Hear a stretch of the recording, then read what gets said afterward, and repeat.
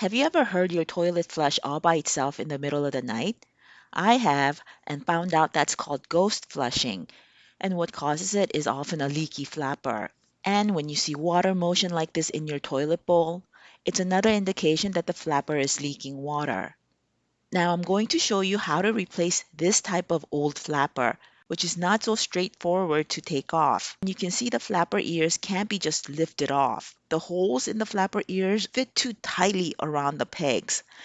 After turning off the water supply to the tank by turning the valve clockwise, I flush the toilet so there's very little water left in the tank.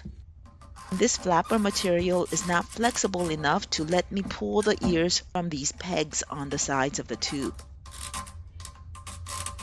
It looks like this entire unit, including the flapper, was assembled as a set, but I don't want to and don't have to replace everything.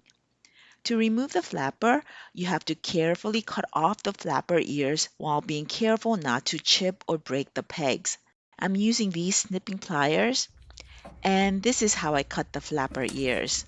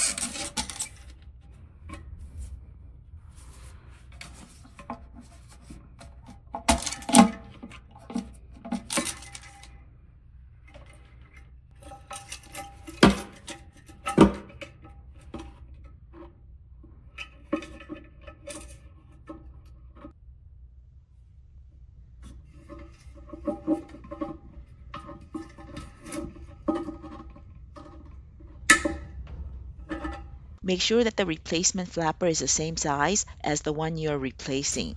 This is a 2-inch flapper. They're usually either 2-inch or 3-inch flappers. For now, I'm borrowing this flapper from a toilet that I don't use so that I can show you how easy it is to install one of these. This flapper has a dial that allows you to adjust the water level in the tank so you can save water by filling the tank with less water, or get a more thorough flush by having the tank filled with more water, which is my preference. This flapper has ears that you just snap onto the pegs.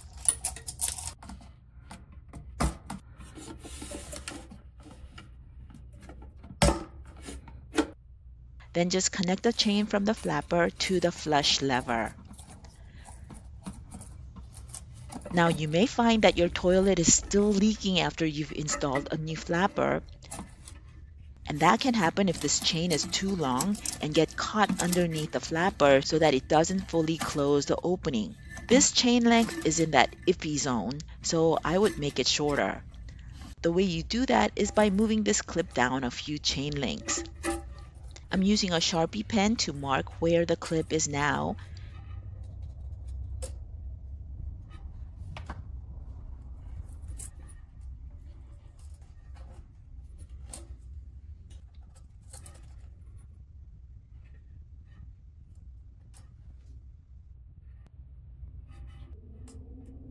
And then moving it down a few lengths.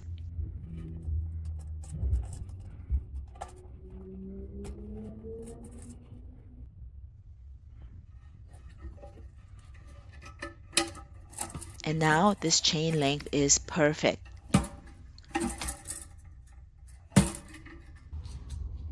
My replacement flapper finally got delivered, so now I can show you how easy it is to remove the temporary flapper if you have one of these already in your toilet and you need to replace it. Installation involves just snapping on the flapper ears, and flapper removal involves just snapping off the flapper ears. When I received the package said before 1994, best for 3.5 GPF toilets before 1994. My toilet was manufactured in 2001, so I wasn't sure if this flapper was okay to use for my toilet.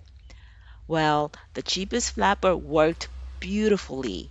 And look, Absolutely no leaking, unlike how my toilet was before.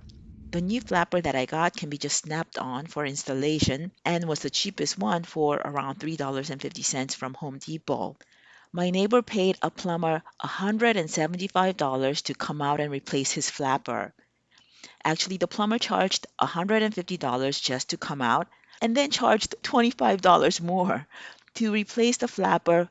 And the plumber didn't even supply the flapper because he just used the flapper that my neighbor had bought, thinking that he might try to replace it himself before changing his mind and calling the plumber. So now you know how to replace a flapper yourself and know that even the cheapest Fluidmaster flapper will work really well.